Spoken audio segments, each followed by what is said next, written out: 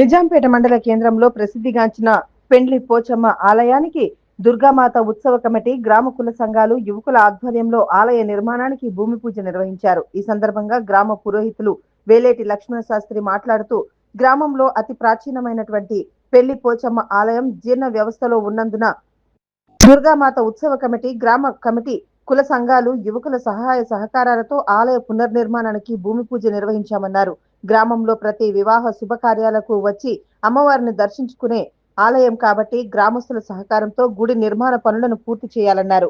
ఈ కార్యక్రమంలో దుర్గామాత ఉత్సవ కమిటీ అధ్యక్షులు సిద్దిరామరెడ్డి, ఉపాధ్యక్షులు చంద్రకాంత్ గౌడ్, కోశాధికారి బట్టా మహేష్, గ్రామస్తులు చెల్మేటి నరేందర్, జిట్టి మారుతి, పున్నా వెంకటస్వామి, జీపీ స్వామి, తిరుపతి, పంజా మహేందర్, కరుణాకర్, నాయిని వెంకటేశం, పంజాబాబు, వినయ్ గౌడ్, తాడెం తిరుపతి, నవీన్, నసీరుద్దీన్, రాజిరెడ్డి, శ్రీకాంత్, గ్రామస్తులు తదితరులు పాల్గొన్నారు. ఓం శ్రీ మాత్రే నమః. సర్వమంగళ మాంగళ్యే శివే సర్వార్థ సాధికే శరణ్యే త్ర్యంబికే దేవి నారాయణీ నమోస్తుతే.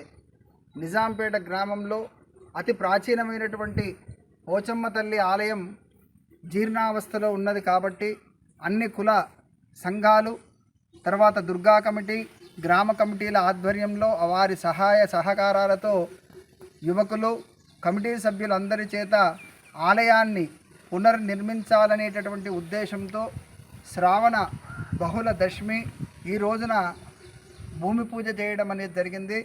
కాబట్టి ప్రతి వివాహ శుభకార్యాలకు గ్రామస్తులందరూ వచ్చేటటువంటి ఆలయం అందరి సహకారం చేత పూర్తి చేయించుకోవాలని అమ్మవారికి నమస్కరిస్తూ ఈరోజు పూజా కార్యక్రమం చేశాము.